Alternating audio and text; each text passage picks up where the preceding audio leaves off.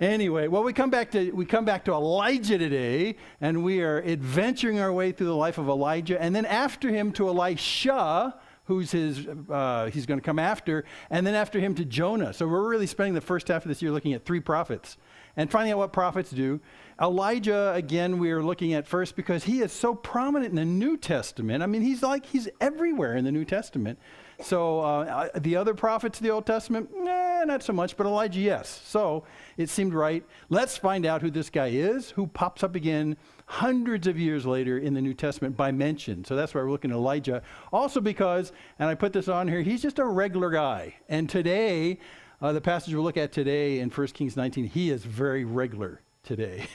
I mean, like embarrassingly regular. So we'll take a look at that and see what his failings are, because today his failings really, really stick out. That's why it's kind of an interesting Sunday. Last week, well, let's just see where we're at. Today we're going to look at a woman scorned, and so we're going to look at the fury of Jezebel. And, if you ask people what names you know from the Old Testament or from the Bible, they will almost always know Jezebel.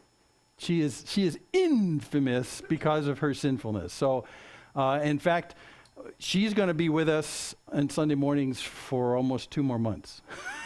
So you'll get a big eyeful of Jezebel. So anyway, we'll look at a woman scorned. This is where we left things last time. So a la Star Wars, God brought his messenger Elijah out of hiding to confront the evil king Ahab. Ooh.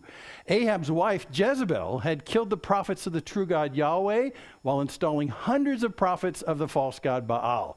And in a dramatic mountaintop confrontation, Elijah demonstrated to the people that the true God Yahweh lives and that Baal is false. With the people's help, he killed 450 prophets of Baal. With that, the years of drought came to an end and a massive storm brought rain to Israel. And then Ahab took off via chariot to report to Jezebel all that had happened, especially the killing of her appointed prophets. So Elijah ran ahead of him, intending to continue the confrontation with Jezebel herself. Did you catch that? It's always the reading anxiety. But remember, that's where we left it last week. This gigantic mountaintop confrontation. The fire came down out of heaven and proved that God, Yahweh, Jehovah, is the true God and Baal is not. And then after all that, the people said, I guess Jehovah, he's the guy. And so they help Elijah. They grab all the 450 prophets of Baal. They take them down to the river Kishon, and then Elijah kills them one at a time, wipes out 450 of these false prophets. Because they are actually a danger to the people of Israel now that they've had their eyes open. Ahab, the king of Israel, was there, and he saw it, and he climbed in his chariot and went back to what is actually his summer palace in Jezreel. And Jezebel wasn't there for this whole big thing. Now, this is a big thing. Jezebel was not there, but she's back at the palace. And so that's where we come today, because Ahab took his chariot in the rain-sogged ground, muddy, and it kind of mired his chariot, so that when Elijah decided to leave that same area and go ahead to Jezreel and continue the confrontation with Jezebel, he got there before the chariot. And that's where we are today, the big confrontation with Jezebel. So scene 1, here we go. I'm going to use cartoon characters today. And I just got to tell you, psychologically, when I read about Jezebel in the Old Testament, I see Cruella de Vil in my eyes. And she's from 101 Dalmatians. You've seen that movie? Yeah, okay, there we go. Yeah, Cruella de Vil. I was going to put a picture up, but by copyright law, I can't. So your imagination is better. Cruella de Vil. Here we go. So 1 Kings 19, verse 1. Ahab has just gotten back on his chariot. Ahab told Jezebel all that Elijah had done and how he had killed all the prophets with the sword. So what does Ahab, the powerful king of Israel, do? Run away and go tell his wife. Do you know what Elijah did? He killed everybody. He killed your prophets. In fact, these are her prophets. She installed these prophets. And so he's just kind of to Jezebel. He's not taking action. He's giving her the action. And rightly so, because it's her prophets that got killed. Then Jezebel sent a messenger to Elijah. Elijah's actually in town near that summer palace. To Elijah saying, so may the gods do to me, and more also, if I do not make your life as the life of one of them by this time tomorrow. What? You got to read it kind of slowly. This is a typical ancient kind of vow. This is a vow. Here, when I write it like this. May the gods kill me if you are not as dead as my prophets by tomorrow. That's exactly what it means. Yeah. You got to put it in American English, and there you go. In fact, the beginning phrase says, may the gods kill me. Actually, she says, so may the gods do to me and more. So may the gods kill me and more. Well, what's worse than killing? Well, that's euphemistically, that's how they say it. May this same fate befall me, and even worse, if I don't bring vengeance on you, unless you are dead by this time tomorrow. This is what Jezebel says. And then he was afraid. There's a little humor in this, but as soon as she says that, as soon as he gets the message, we don't even think he's standing face to face with her. He just gets the message because a messenger was sent. Then he is really afraid. I mean, in fact, this is a very strong word when it says he was afraid. There's actually a modifier that says it's very. I mean, he's just to his boots afraid. Now, you would think he would be immune to this reaction, right? He just came from the mountaintop in Carmel. He just saw God bring down the fire and take the sacrifice and all that kind of stuff. He just killed 450 of the prophets of Baal. And now Jezebel says, may the gods kill me if I don't see you dead by this time tomorrow. And he should say, yeah, whatever. He should, but he's not. He's totally freaked out. Totally freaked out.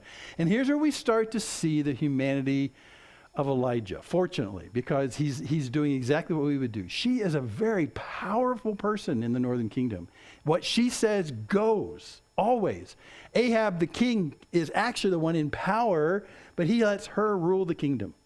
So when she says that by this time tomorrow, if Elijah's not dead, I hope the gods kill me, he is really freaked out. So I couldn't get a picture of Cruella de Vil, so those will work. So anyway, so he rose and he ran for his life.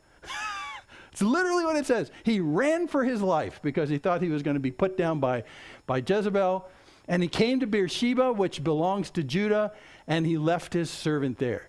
So we need to do a little geography to see how far he ran for his life, because Beersheba, which still exists today, remember we're up here in the northern part of the kingdom. There's the Sea of Galilee on the right. So this is the northern half of Israel.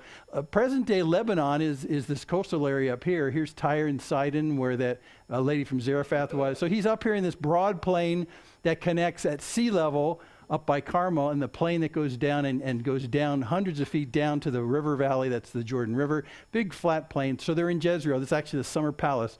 So where is Beersheba?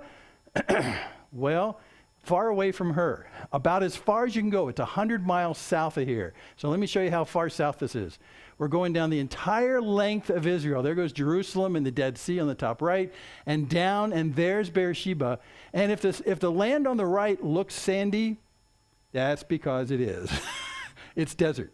So Beersheba in all of literature for Israel is always the last stop going south before you get to the desert.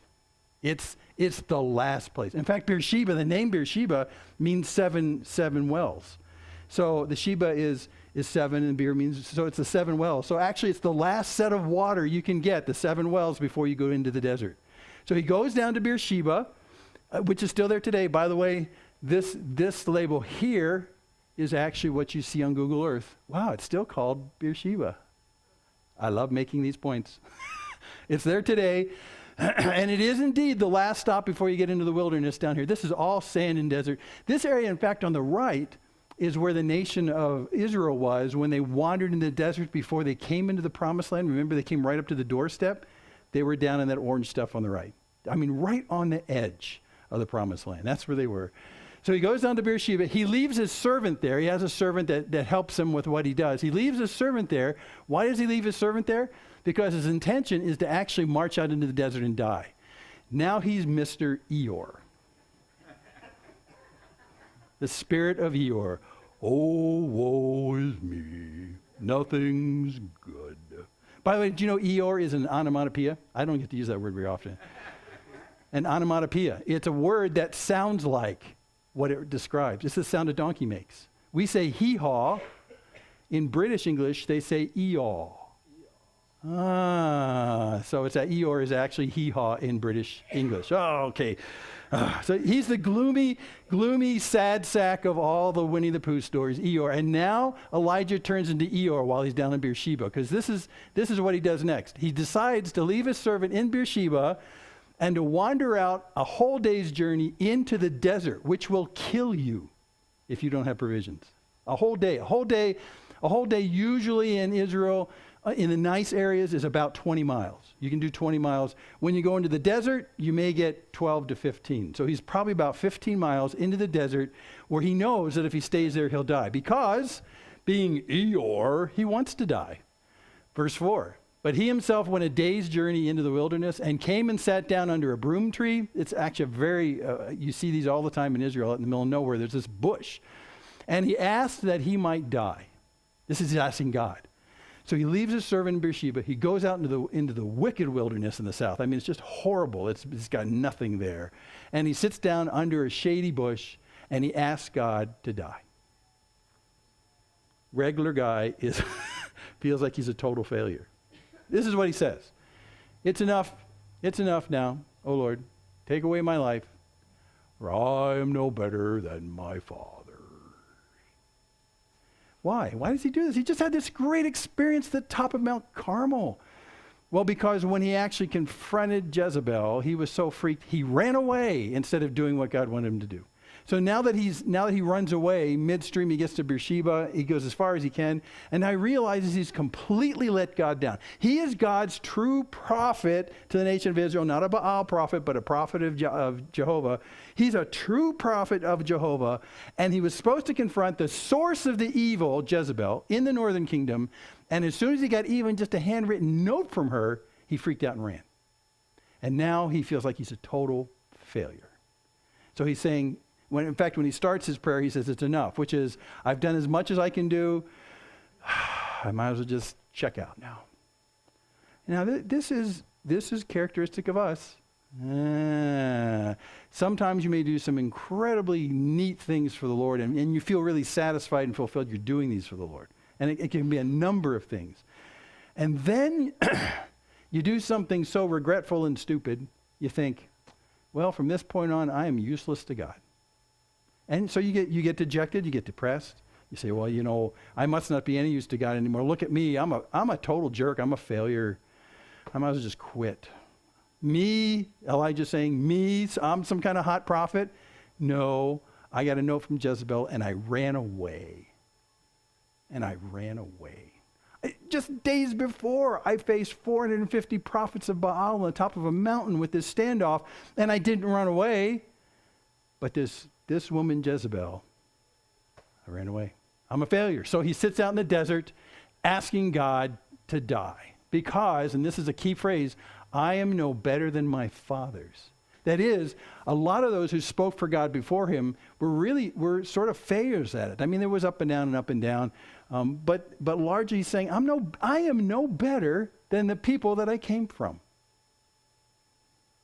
And guess what? God loves to use fractured people like that. So what he's having right here is what I call an AAM moment. Remember AAM? It's all about me. His whole focus has switched.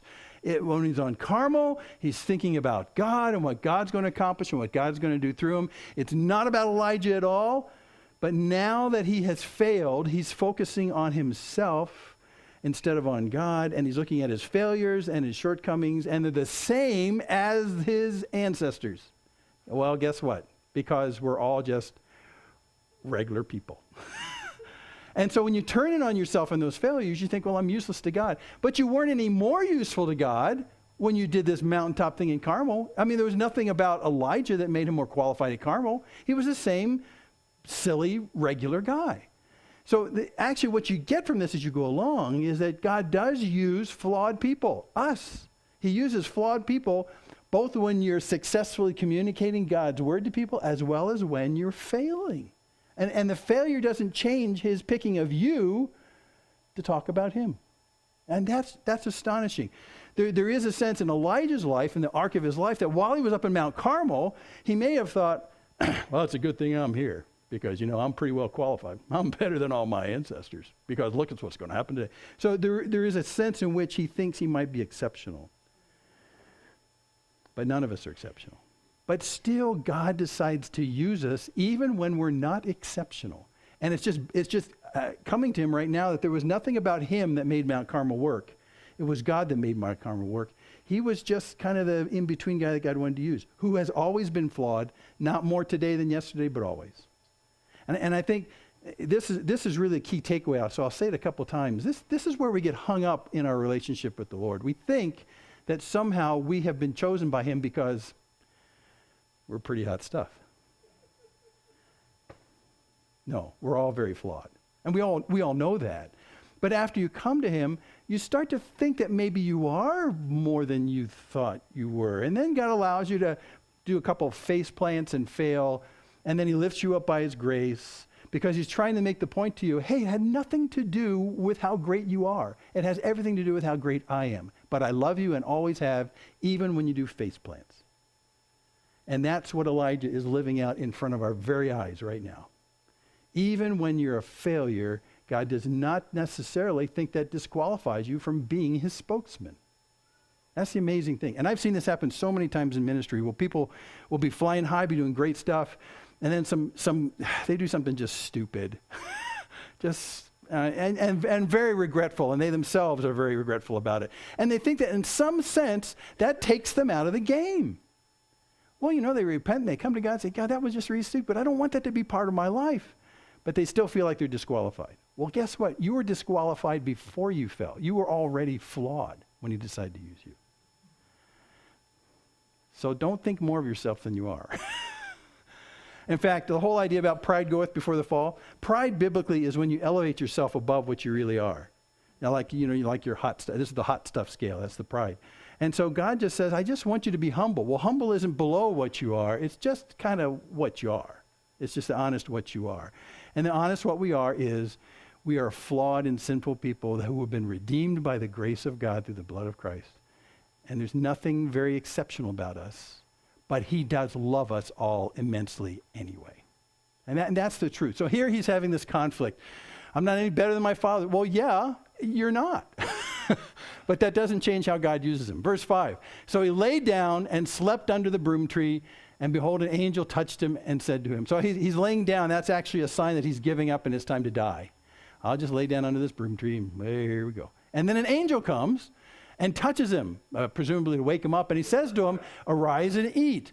And he looked, and behold, there was at its head a cake baked on hot stones and a jar of water. And he ate and drank and lay down again. Well, this is pretty good. Okay, it's time to die. But that's what we do too. God, interestingly, in our lowest times in life, God's still feeding us. How about that? He's the one who intrudes into our Eeyore-like moods. Oh, everything's bad. Let's just lay down and die. And God says, here's some water and some food. He does this. And in fact, at our lowest point in our lives before we came to know him, that's where we were. And he comes in and changes the scene and feeds us with his son himself. So he lays down again, presumably to die. And so the angel persists. The angel of the Lord came again a second time and touched him, hey, and said, arise and eat, for the journey is too great for you. Well, what journey? He's intending to just lay there and die, but now the angel says there's a journey ahead and you have to eat. Well, there's food there. So he arose and he ate and he drank and he went in the strength of that food 40 days and 40 nights to Horeb, the Mount of God. Now, we have no recording right here that the angel told him to go to Horeb. All it was he had enough food, had enough belly. He took off. Now, where's Horeb? Well, here's stuff. Where's Horeb? Here's a couple passages in the Old Testament. Exodus 3. This is before they get out of Egypt. Moses was keeping the flock of his father-in-law, Jethro, the priest of Midian, and he led his flock to the west side of the wilderness and came to Horeb, the mountain of God. And the angel of the Lord appeared to him in a flame of fire out of the midst of a bush. Remember that? And he looked, and behold, the bush was burning, yet it was not consumed. So Horeb is where Moses had his burning bush experience. And remember what Moses was doing at the time? This is significant. Moses was running from God. He had been in Egypt. He had killed an Egyptian. He left and said, I'm done with this whole thing. He leaves Egypt. He goes to the wilderness in Midian. He's shepherding sheep. He's there for a long time, decades. And then as he's out there with the sheep, God enters into his low time and with this burning bush. And it's at Horeb. So Horeb is where Moses gets taken from his fleeing mindset and put back into the game for the purposes of Israel. Now there's theology in that. There's great theology in that. And now here, for reasons we don't know whether it's Elijah's idea or the angels, but we think it's just Elijah's idea. You'll see why in a second. He goes off to that same place where Moses was turned around. There's another place in the Old Testament, actually several places. Now that we're actually out of Egypt, Moses went back, brings the people out. Now we're actually in past the Red Sea and we're in the wilderness. Behold, this is God speaking. Behold, I will stand before you there on the rock at Horeb, and you shall strike the rock, and the water shall come out of it, and the people will drink. And Moses did so in the sight of the elders of Israel. So this is actually, it's the culmination of Israel coming out of Egypt. They come up against the Red Sea. They think it's all over and everybody's going to die because the Egyptian army is coming up, and you can't flee the Egyptian army into the sea. We're all going to die. And then Moses, at God's instruction, God splits the Red Sea. They walk on it like on dry land. That's actually the miracle of it all. And then as the Egyptians follow them in their chariots, they come into that same parted sea. And just as they get in the middle of the sea, God collapses the water and drowns them all. And the language tells us it's the entire Egyptian army. I mean, it's a huge number of fighters for Egypt are in the water right there. It partially explains why it is in secular history of Egypt that they have years and years after this point, historically, of being easily taken advantage of by neighboring nations. Why? All their soldiers are dead in the bottom of the Red Sea. So, in fact, if you want to try and pin down in the chronology of the history of Egypt, when this happens in the chronology, look for where it is that powerful Egypt suddenly becomes easily taken advantage of Egypt, because it's after this. So Horeb is the place, in fact, it's the first place when the nation of Israel comes out of Egypt and they move away from the Red Sea and they move into the barren desert, the orange parts of the picture. They move there and then suddenly they get out there and the people say, hey, our canteens are all empty. We need water and we're in the middle of the desert. This is crazy. And so God has a discussion with Moses and says, Moses, I'll tell you what you do. Go to that rock, strike it, and water will come out and I'll water my people. This is where it happens. So this is the first place in their sojourn that they understand that God is with them and God will provide for them wherever they go. And where does it happen? At Horeb. So this is a very historically important place, even theologically, where the running Moses was turned around and brought back to be engaged on God's behalf, and where the nation of Israel first learned that you can actually trust God even when there's no visible resources. He can water you and feed you. Horeb is significant in so many ways historically. So where is it physically? It's another 200 miles away from Jezebel. Hold on to your seats. Here we go. Go back. Here we go. That a good catch? Missed it again. Let's go this way. Come on, clicker. No? Here we go. Okay. If motion sickness is a big deal, you don't want to watch here. He goes south out of present-day Israel, down somewhere on the southern end of the Sinai Peninsula today. It's because we don't know exactly where that mountain is. It could be many places, and there's lots of theories where it is, but it's somewhere on that peninsula. And roughly speaking, about 200 more miles away from Jezebel. So when he's running for his life, he really does it. He's running for his life. But he does go to a theologically significant place. It's like in a way, it's like the place where Moses has his rebirth and follows God, and it's a place where the nation of Israel starts its rebirth in terms of relying on God. It's an interesting place. So he's in the middle of nowhere. I mean, nowhere. And by the way, Sinai is still called Sinai today, just saying. Okay, so he's down here somewhere. Let me make another point. Go backwards. Are you tired of it? You see, I figured it out. It's about 15 days of walking. It would be 10 days of walking in a nice land, about 15 days of walking in a desert. So about 15 days. But how long does it say that it took him to get there? 40 days. So what's he doing? He's moping his way. He is, oh, I guess I'll die. He's not even trying. I think, in a sense, he's walking very slow. He's walking very slow, maybe hoping that he'll die in the process. He's literally going as far away as he can go. But somehow, he makes it in 40 days, even though he's moping his way through the desert, doesn't really care about his life. You know, if you're in the middle of the desert and you're running out of water and food, you don't dally. I mean, you find that stuff. He's just, 40 days. 40 days. Almost 3 times as long as it ought to take you. And why? My presumption is because he's so depressed and he's just being Eeyore. Oh, woe is me. He makes it, okay, now let's find out what scene 3 is. There we go. Cartoon character, Charlie Brown. Charlie Brown is, have you ever seen there's some stuff online where they look at different cartoon characters and they do psychological analyses of the cartoon characters to see what kind of prominent dysfunctions that they have? And Charlie Brown comes up very high in terms of someone who's slightly depressed all the time, feels like he's never respected, feels like no one ever sees him. He's not quite like Eeyore, where Eeyore is, I mean, clearly, nothing's good. He doesn't even see good things as being good. But Charlie Brown just seems to be undervalued. And there's actually a psychological term for it, undervalued. Well, that's exactly what happens to Elijah out here, undervalued. So he came to a cave, and he lodged in it, and behold, the word of the Lord came to him, and said to him, what are you doing here, Elijah? I know, it's funny. I laugh when I read this. He gets all the way down to Horeb, and he finds a cave to die in, and then the Lord says, what are you doing here? He's just like me. Now, if you're pointing your finger at Elijah saying what an idiot he is, then you got to realize when you point like that, you got, 4 other fingers pointing back at you. Yeah, there we go. So, what are you doing here, Elijah? Now if you're in Elijah's shoes, what's your snappy comeback to that? Well, yeah, why'd you come for me now? I mean, like, do you care? I mean, I'm out here. I don't really know. There's no really good snappy comebacks. But there's the voice anyway, and now you got to come up with some kind of answer. So let's see what he says. Here's the undervalued Charlie Brown speaking.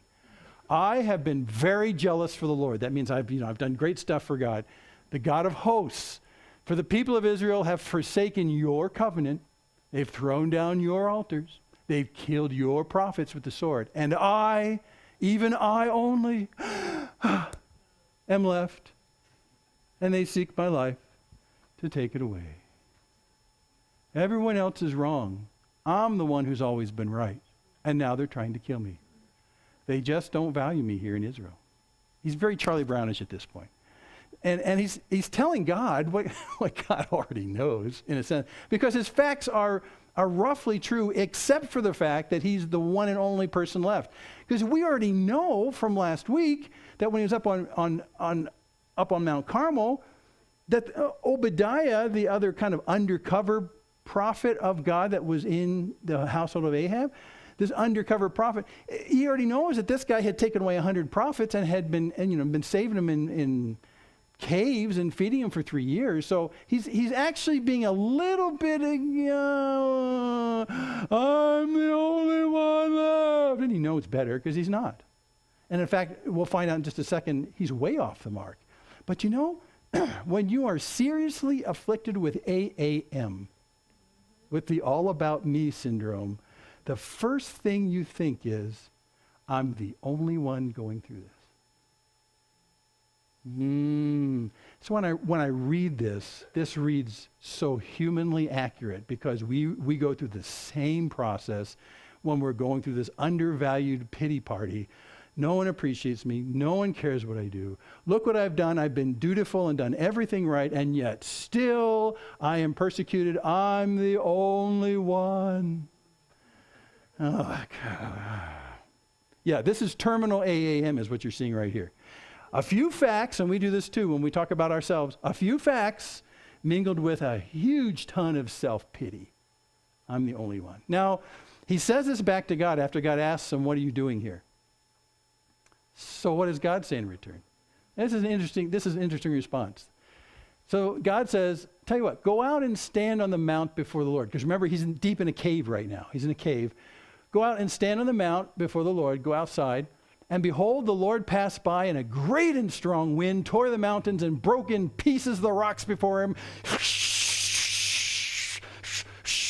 Right, windstorm, tornado, big winds. Big winds that are actually shearing off rocks off the mountain. Big winds. But the Lord wasn't in the wind. It's an interesting phrase. Didn't the Lord just cause that? Well, yeah. But God wasn't really in that. He might have caused it. But in terms of being a relatable God to talk to, you can't relate to God when he's blowing rocks off of mountains. So he wasn't in that. So Elijah's watching this going on. Okay, he's watching this going on, this huge wind, but the Lord wasn't in the wind. And after the wind, an earthquake. Now, he could definitely feel that. But you know what? The Lord wasn't in the earthquake either. And after that, after the earthquake, a fire, just like you saw at the top of Mount Carmel. But the Lord wasn't in the fire. These are big things that God's causing, but it's not the relatable God that we know.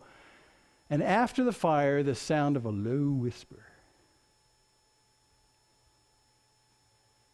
Actually, this is interesting. I wondered about this. In many versions of the Bible, it'll say still small voice. It's a very famous kind of phrase. This is where it comes from. Because in Hebrew, it takes them 3 Hebrew words to describe what this sound is. Let me just show you, because they're really kind of interesting.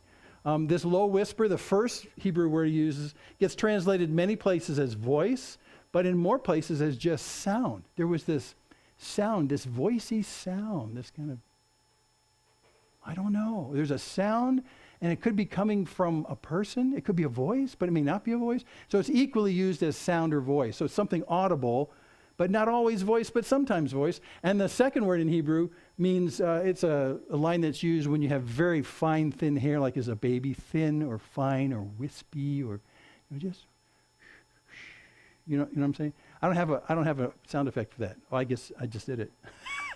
But it's this wispy thinness, almost no weight, kind of like a small child's hair that blows in the breeze, that kind of thinness.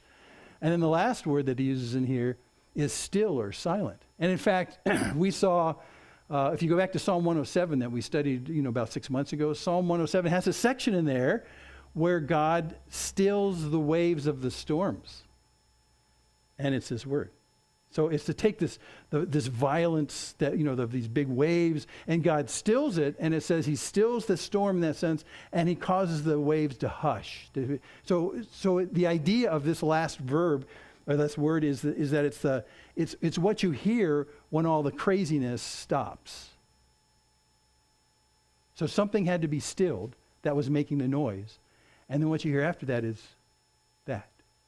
So if you put those together, you can see where you get still small voice in a way, or a sound that's thinly silent. Or if you're a Simon and Garfunkel fan, you guys are great. I just love it. It's literally the sound of silence, which seems to come from the cessation of all this other activity, and yet in it there's a message and a voice. So it's just too complicated an idea to just stick one word in there in Hebrew. But so now, what happens after this? This is fascinating. So when Elijah heard that, he wrapped his face in his cloak, and he went out and stood in the entrance of the cave. It's laughing time again. All that stuff that was going on outside with the wind blowing the rocks off the hills and the fires and all that kind of stuff and the earthquakes, he was still hunkered down in the cave. And God had said, come out to the mouth of the cave on the mountain and watch this. And he didn't. He stayed in the cave. And he watched all this stuff through the entry of the cave. But it was when all that stuff stopped, when there was the stillness from all that stuff stopping, then he hears something that to him may actually be a voice, and that causes him to get up from the depth of the cave and come to the mouth of the cave and listen. This is a great technique that you use with people when they're too noisy and you want them to quiet down. You just get quieter. And they stop, and the attention sort of focuses. This is exactly what God's doing right here. This is exactly what God's doing. He's getting quiet, and yet there's something about this quiet that tends to tell Elijah that there's a voice that's coming in the midst of this. So he goes out to the front of the cave to hear it. I was thinking the closest connection we have in our culture to this effect is when you're somewhere where you think there's nobody around, and suddenly you hear this. Psst. Psst. Because you know that's coming from a person. Psst.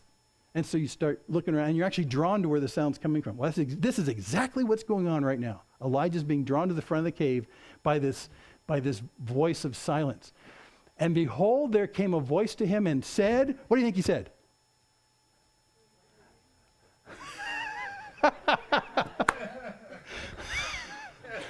You just got to laugh. I mean, he came out to hear this great message, and the message is, what are you doing here, Elijah? Nah. He must have said, when he said, what are you doing here, Elijah? What do you mean, what I'm doing here? What do you mean by that? Well, yeah, I mean, this seems like a one-way conversation so far, you know, and Elijah's just not listening, so he comes out at God going, psst, psst, and he comes out, what are you doing here?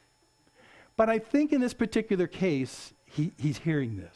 He's finally hearing this. And it had to be until God stopped the big demonstrations of blowing rocks off of hills and earthquakes and all that kind of stuff. It was in this silence that suddenly you hear. Now, there's actually great application for us in this too, because when you're going through a part of life where you've withdrawn from all the chaos that's out there at the mouth of your cave, all the chaos that's going on out there, and you see all these crazy things going on, and you're so overwhelmed by what you're seeing, many times it's hard to hear God's voice when all that stuff is in our way. But when it stops, that's when God has his best ability to be able to talk to you. Many times you have to take all that chaos that kind of swirls around in your head, and you may be going through some of that chaos now, that turmoil. It just goes around, and you just got to get away from that so you can say, God, I just want to hear your voice. And you have to still all the anxieties about that stuff. Say, I'm just going to leave that for a second. God, I want to hear your voice. I want to hear your voice. This has happened to me many times, where you just have to consciously put off the wind blowing the rocks down the hillside of your world. And you just have to say, God, what are you trying to tell me? What are you trying to say? And this takes kind of a stilled soul, and which is hard to do in our modern culture, because our modern culture, if you stick your head out of your cave, it's just craziness going on out there. You have to sort of retreat to a certain extent. You have to be able to turn everything off, and you have to say, God, what are you trying to say?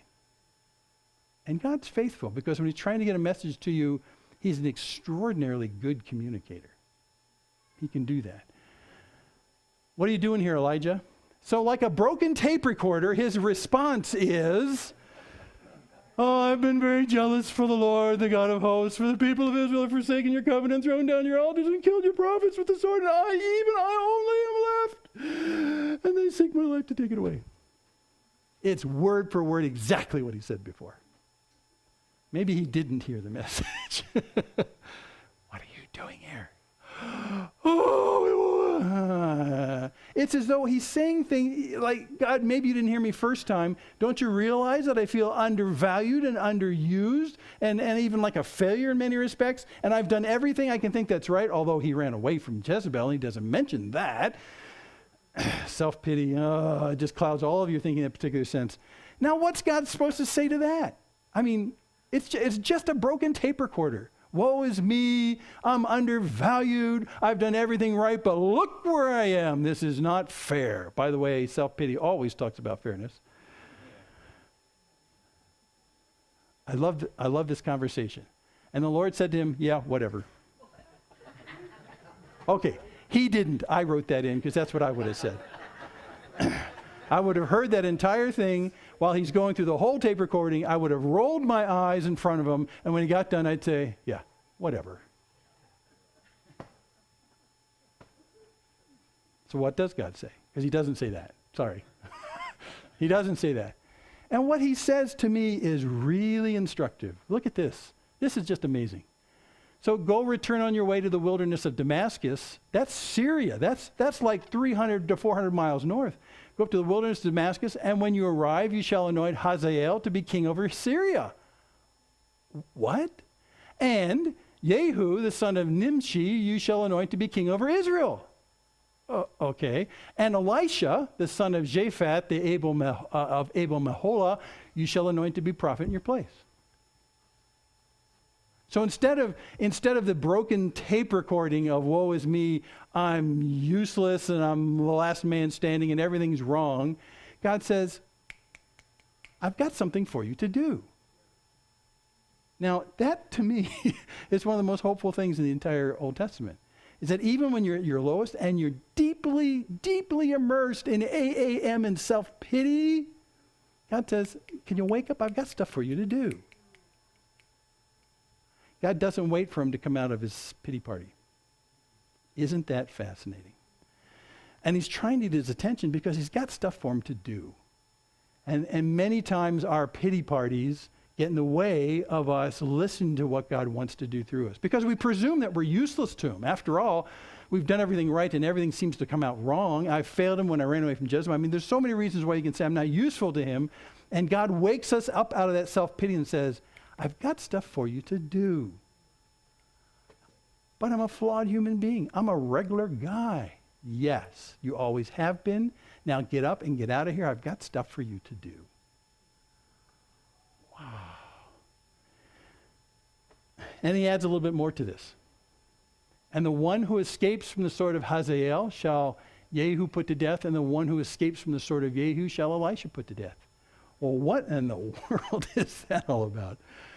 Well, if you do a little more study, this is what's going on. Elijah was brought back into the context to confront the prophets of Baal and Ahab and Jezebel to start a cleansing process for the nation of Israel, to push out the influences of the false gods, Baal, to push out Jezebel. I mean, to really clean up everything, to get back so the people's hearts would be after the true God himself.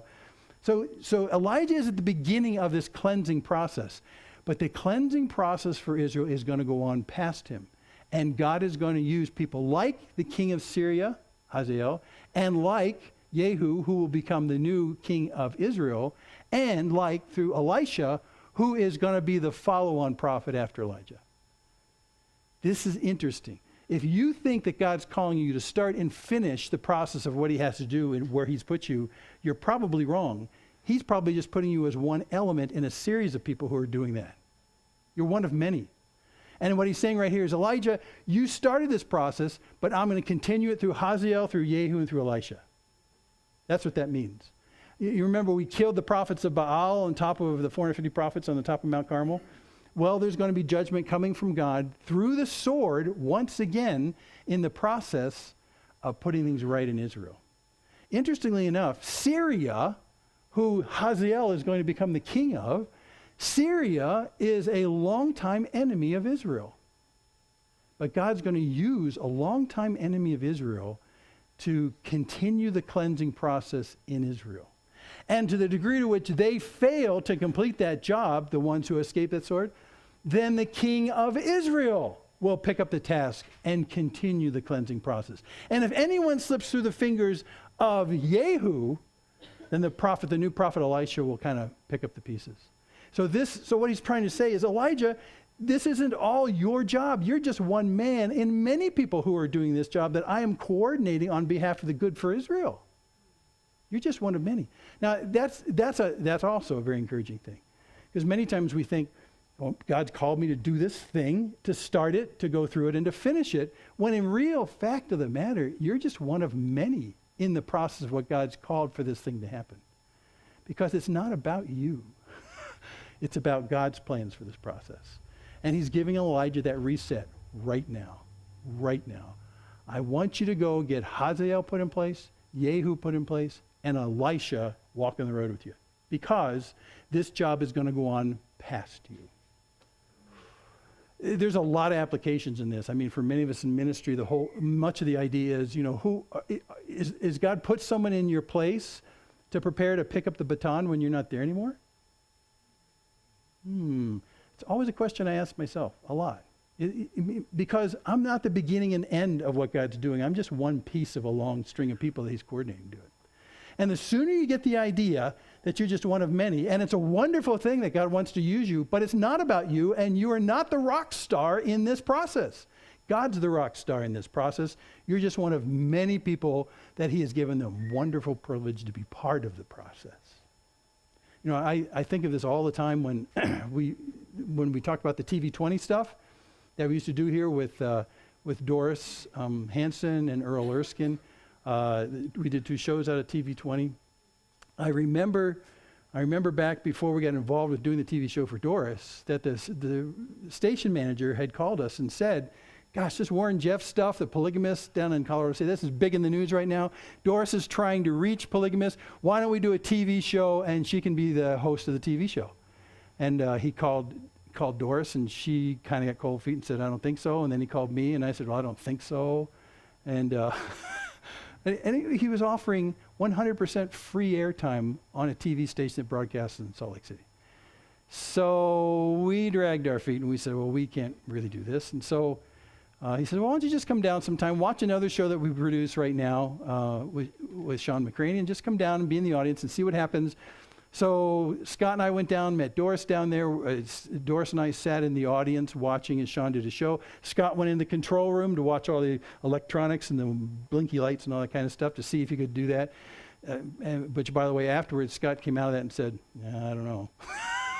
So there's a lot of lights and there's a lot of meters. And I did have a course in college, but it's like, yeah. And then Doris and I were sitting in the audience out front watching Sean do call-ins for his show. And over through the evening as we sat there in this hour show, Doris, sitting next to me, turned to me and she said, I can't do this. Oh, no, you'll be okay. And we watched a little more show. She turned to me, 3 times, she turned to me and said, I can't do this. Well, and I said, you don't have to do what he does. You have to do what God's calling you to do. And so in a really funny way, we said, okay, we'll try this. But Doris, our host, says she can't do it. Scott, who looks at the control room, says, I have a mild understanding of that. And then I'm sitting there saying, well, we've never done this, so I don't know. Do we have to? I don't know. But since we're in a string of things that God's doing, we are not the rock stars. He did some miraculous things to equip us and to get us going. And we shoved Doris in front of the TV cameras for the first time. Almost a shove. No, she's a very brave lady, but live TV, by the way, everything you do wrong on live TV is eternal. Can't edit it out. So it's live TV. And there we were doing it suddenly. And oh, by the way, in the process, the station manager said, technically speaking, you need to provide all the people to do this because there will be no television staff there when you do the show. You will unlock the building, you'll come inside, you'll turn on the equipment, and then right at the top of the hour, this timer switch will switch, and whatever's in front of the cameras goes out into all of Salt Lake City. We can't do this. But God assembled, a bunch of us went down, we had to man the phones. It was a very cool time. But it was part of a string of things that God was doing in terms of communicating who he was. It doesn't start and stop with Doris, or later on with Earl Erskine, or any of us running things. It has nothing to do.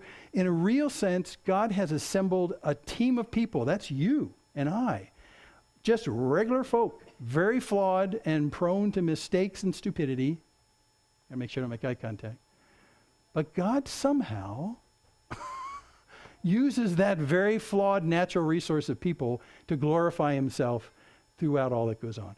And if you go in and participate, it's a great honor. If you have to come out, it's a great honor, and it's not going to be forever, but it's an incredible thing. And we still do the show today for the internet, by the way. You can watch on the internet. We produce a show every week with each of them. It's just an astonishing thing that God has plans for you that you never expect. And even though you think you're completely incapable of doing it because you're flawed, because of the issues of sin and real fragileness about who you are, God still says, it's okay. Can you just listen for a second? I got these things I need you to do. And you do them. It's a remarkable thing. But as soon as you think it's all about you, he takes you out of the game. Because it's not about you, it's him. Let me tell you something about what's coming up in history. We're talking about Elisha, who will be the follow-on prophet.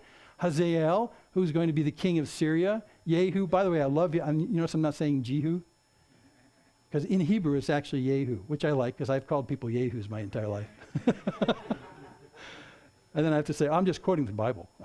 You Jehu. So anyway, so what happens to Elisha? Well, interestingly enough, see, we're in 1 Kings 19, right? 2 Kings follows 1 Kings. Well, Elisha comes on the scene, and Elijah is gone by 2 Kings 2. For us, it'll be in just a couple of weeks. Elijah's off the scene in 2 Kings 2. So Elisha, the whole thing with Elisha is sort of down the road where he takes over for Elijah. Hazael in 2 Kings 8 is when he finally becomes king of Israel, after Elijah is gone. Wait a second. And Yehu, who becomes king of Israel, comes in chapter 9. He becomes king of Israel after Elijah is gone. Now, God gave Elijah the assignment to put Hazael in place, to put Yehu in place, and to put Elisha in place. But it will be done after Elijah's gone. Now, how do you explain that? Did Elijah fail to get it done? No. What he's telling him is that this is the timeline plan that God has made for the cleansing of Israel. I'm giving you that assignment, but in a sense, the assignment I give to you will then pass on to Elisha, and that will pass on to Hazael, who will do some nasty things to Israel, and that will pass on to Yehu. What I'm giving you to do is not just about you, and it'll actually go beyond your lifetime. This is sort of the timeless view that God gives in all this stuff. So did he or did he not make me assignment? He did make him the assignment, but that assignment passes on past you. So the assignment that he gives you to glorify his name, to talk about who he is, doesn't stop when you're off the scene. You're part of it for a while, but the plan will happen even when you're gone. But you get to dip your toe into a piece of it. Yeah, that's a fascinating thing right there. I think that's just fascinating. Elijah, this is what I want you to do. But by the way, you won't be able to get it done. Someone else will complete it for you, because that's my timeline for the team, not just for you. It's fascinating. That's just fascinating. And then he says, yet I will leave 7,000 in Israel, all the knees that have not bowed to Baal, and every mouth that has not kissed him. So what he's saying is, I'm going to do this cleansing, but if you think you're the last man standing, dude, there's 7,000. You haven't got a clue to the picture of what's going on in Israel. But God himself will cleanse what's going on in this northern kingdom of Israel, and 7,000 will stand. Not just the 100 that Obadiah kept beside, but there's many more than that. So he is part of a larger plan that he hasn't got a clue about. And I remind myself of that all the time. I'm part of something God's doing through me, but it's much bigger and broader and has dimensions far beyond my ability to see. I just do what he puts in front of me, and then he coordinates the rest, and it ends up with 7,000 rather than just me. That's a super important takeaway from this entire thing. God's in charge of this entire program. What a great privilege it is to be part of it for the little parts you do, but he's got much more going on than you would ever understand. I think there's a large measure in which what you do today or tomorrow for the Lord, in terms of talking about who he is and relating his greatness and praising who he is, there's more that happens than meets the eye as a result of your doing that. More than meets the eye. And I've had that suspicion about people I've met and talked to over the years. Said, I think something bigger in the transaction just happened than I just saw. That may go years later. And God may not ever give you a view into the bigger things he's doing through the very simple things that you do. One time he let me do that. One time. When I was first working in industry, I spent my spare time going on high school campus and talking about Jesus through a group called Young Life. Some of you might know it. And I would spend a lot of time on the campuses of Young Life. One time we had a time we would meet on Wednesdays at someone's house. We got to this house this one Wednesday, and no kids showed up. Well, not no kids. I think we had 4. And we're usually used to having 30 or 40 in this house. So you pack this house in, you get this big mass effect, this momentum of all these kids. You sing songs, you do crazy skits, and then you spend 5 minutes talking about Jesus, and you're out of there. It's a great ministry. So we got there that night, and there was maybe 4 kids there. And so I said to the other leaders, there were 2 other leaders with me at the time, I said, this is a waste of time. I've got my 5-minute speech kind of prepared of talking about Jesus, and we got skits prepared, but there's only 4 kids here. This is stupid. This will be totally ineffectual. And so my friend said, well, I'll tell you what, we'll do something to make it feel like we had a lot of people. We'll do the entire meeting tonight, not in someone's living room, but in my van. What?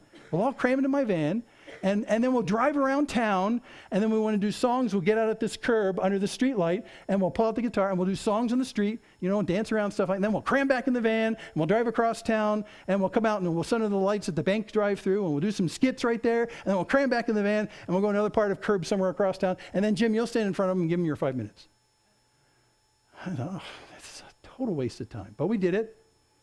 And, when we got all done, it wasn't a magic transformation. It still felt stupid all the way through it. And I thought the cops might come get us a couple times where we were sitting. Because we did literally go into a drive-through for a bank and sat under the lights at the drive-through and did our stuff. I think does that make cops nervous? Made me nervous. Anyway, so we did it, and I thought, what a wasted night. It's all done. Glad we're out of here. And then 2 years later, I was at a fundraising banquet for Young Life, the same organization. I was there with Dorothy and a bunch of people who were called. They had a banquet, and we all had food, and they would talk about the ministry. And they always asked one or two of the high school kids who'd come through the program in the previous years to come up and say something in front. So I'm sitting with my back to the stage, and I'm eating my lasagna. And this gal gets up, and she says, my life changed one night when I was sitting on a curb in Los Altos. And this guy talked about Jesus. And there was something about how he related Jesus that I realized that God really loves me. And I gave my life to him right after that. Well, I'm listening to this going, no. And she describes the rest of the evening about jumping out under the bank lights and doing skits. And I'm thinking, well, this has got to be the same gal. I didn't recognize her voice. I was so depressed when that day had happened, I didn't even know her name or any of the kids that were there. There were just 4. That's all I knew about them. And here's one of them that's standing there talking about having found Jesus on that totally wasted night that we almost canceled. She related the entire message I gave 2 years later. I just could not believe my ears. And I didn't want to turn around and look at her, so I sat there eating my lasagna, and I started to cry in my lasagna. Because I thought, I was ready to write the whole thing off. You just don't know what God will do through the very simplest things that you offer him. You just don't know. And there's dozens of other incidents that were peculiar in my life that I'd like to have a window into what the real results were. But God says, nah, you don't need that. Your head will just get big, buddy. So he doesn't tell me that. But or explode. But he did it that one time. And that one time was such a great encouragement to me. I have seen other small examples, but you just can't underestimate. So when Elijah says, you know, I'm the last one left, God says, dude, you haven't got a clue. There's 7,000. There's more going on than meets the eye here. You're not a failure to me. Okay. Scene 4. Batman's Robin. I just put Robin there, and I realized that you wouldn't realize which Robin I'm talking about. So Batman's Robin, who is the famous apprentice of Batman. So here's the entrance of Elisha, the apprentice. 1 Kings 19. This is actually the end of our section today. So he departed from there and found Elisha, the son of Shaphat, who was plowing with 12 yoke of oxen in front of him, and he was with the 12th. So here's a guy plowing with 2 oxen. Now imagine 12 oxen. All I can say is, that is pretty hard ground when you got 12 oxen. So he's got 12 oxen. He's plowing right there. He clearly is the guy in charge of making food out of this land. And Elijah passed by him and cast his cloak on him. I mean, it doesn't even say he stopped. He's just, it's exactly what it says right there. He walked by him and chucked his coat on him. Well, this means something in ancient cultures that we don't do today. Because what you wore signified who you were. Like, for instance, if you came in the presence of an old king, and while you're there with the king, you know, you're kneeling down and stuff like that, and suddenly the king takes his crown off and puts it on your head, that means something. So the outer coats and stuff, that means something. The closest equivalent I could come to, you'll think this is silly, is a UPS guy. So he's wearing a uniform that tells you what he does, right? Okay? So what if, as you receive your package from the UPS guy, you sign for it, and then he takes off his coat that says UPS on it, and he puts it on you, and he walks away. Now you're the UPS man, right? So that's what happened with Elisha. Isn't that a bad example? That's what happens with Elisha. Elijah takes his cloak off, his outer covering, and places it on Elisha, saying, it's your job now. Okay? Well, Elisha says, well, let me kiss my father and my mother, and then I'll follow you. Because Elijah's still walking. Wait. Can I kiss my father and my mother, and then I'll follow you? And then Elijah says to him, well, go back again, for what have I done to you? It's just a kind of a strange phrase. But what it really means is something more like this. Go ahead, I'm not stopping you. I'm not getting in your way. And I haven't done anything to stop you from doing that. That's what he's saying. So he says, sure, go ahead and say goodbye. So go back and say goodbye. Now, how he says goodbye blows me away. He doesn't just kiss mom and dad. This is bizarre. He returned from following him and took the yoke of oxen, and you know what he did? Now, not just 2, 12. You know what he did with these oxen? He sacrificed them, which means he ceremonially kills them and splits them in half. He boils their flesh. That's a lot of pots. And he with the yokes of the oxen, the yokes, the wooden yoke right now, that's the fuel for the fire to boil the water, to boil the flesh. And he gave it to the people and they ate. He went back home. He took the 12 animals that were his source of income for tilling the land. He kills all 12 of them. He uses the wooden yokes that are on them as well as the ropes. He starts a fire. He boils the water. He boils the oxen. He calls everyone in the village saying, let's have a party. I've got 12 oxen of meat. Woohoo! We're talking a little more than the fatted calf. We can feed a whole area. And in that, he has fed everybody, and what we say in modern terms is he literally burned his bridges about coming back because he's gotten more oxen. That's commitment, big time commitment. And a commitment that blesses the people that are right there. He finishes that, and then he arose and went after Elijah, and he assisted him. This is Elisha, who will follow after Elijah's off the scene right now. So Elijah did do one of the 3 things. He did get Elisha on board, so he found Elisha. And from this point on, Elisha, as his kind of helper, assists him in everything that goes on after that. So next time, we're going to talk about the grapes of wrath. This is an interesting story, the vineyard of Naboth. And Elijah's still on the scene, and Elisha is with him, and it's crazy kind of stuff. So don't miss next week, because it's crazy, the vineyard of Naboth, as if today wasn't crazy. But let's just do a recap of this. When I looked at this, I was thinking and praying, I don't do the character analysis like we did last time. I just look at the sequence of the story. So it went from Elijah fearing Jezebel and running away from her. It goes to him because of that failure, feeling totally useless and mopey and, I'd done everything wrong. And then in the middle of that low time, God finds him. It's an important point. And then finally, he is followed by others, which is Elisha himself. Helps him out. So what this tells me, at the beginning, Elijah is just totally overwhelmed with this AAM disease. It's all about, everything was going fine. Everything was going fine until he focused on himself. That's the key. So take yourself out of this stuff. It's really important. And then this failure stuff, interestingly enough, while we feel useless and a failure, God is prepping us for our next assignment. And that's God's initiative. That's not yours. It's God's initiative. He kind of pulls you out of that. And then you're found by God, and he asks you, what are you doing here? Implying, I have another place for you to be doing something. So get out of the pity party and let's move. Even in the midst of all that. And then, because you're followed by others, you realize that you're really part of a bigger plan that involves many more people who together at the miraculous providential guidance of God are all accomplishing one task. You're just a piece of it. That's extraordinary takeaways from this very simple, what looks like an entire chapter of failure, and it's not. It's a man who thinks he's a failure and a God who says, you're not. I still need you. I still need you to engage on my behalf. So we want to do. I think we're at this. Oh, yeah. This is great. It made me think of a poem that I read in one of Corrie ten Boom's book, Hiding Place. Have you read Hiding Place yet? I think I harangue you every month to read it. Wonderful book. Wonderful book. Anyway, Corrie ten Boom she's a regular person like us. And she has failings, and she talks about her failings, and she talks about the up times, like the Mount Carmel times, and the deeply depressing times.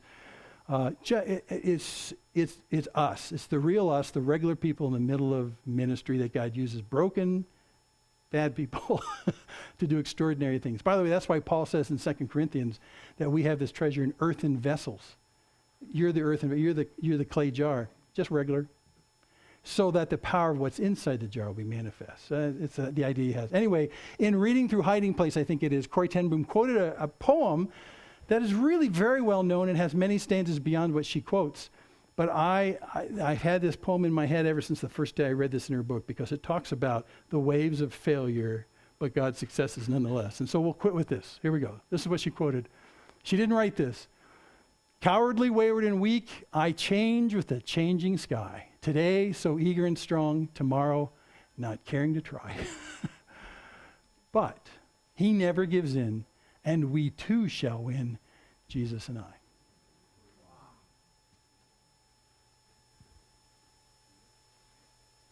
Father, we thank you for the message about Elijah.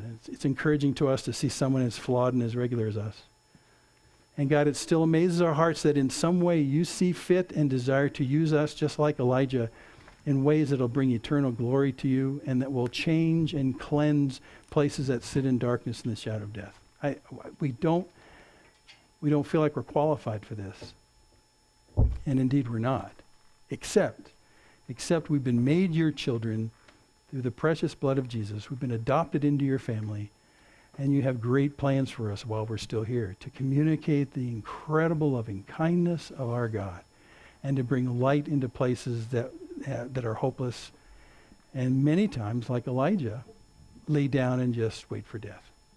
So God, I pray that you would silence our resistance to you using us because we think we're not useful enough for you.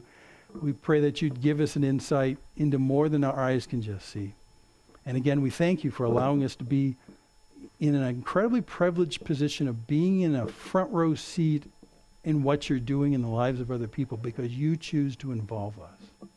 And we know it has nothing to do with the fact that we're hot stuff, but that we are just regular people. So we thank you for this, Lord. Use us powerfully today and tomorrow and through the rest of the week to glorify you, and in the very simple places you take us, to say simple things about you. And God, we entrust to you the results to be magnified 100-fold and even more for your kingdom and for your glory. So thank you for the incredibly encouraging word in Elijah today. So we thank you in Jesus' name. Amen.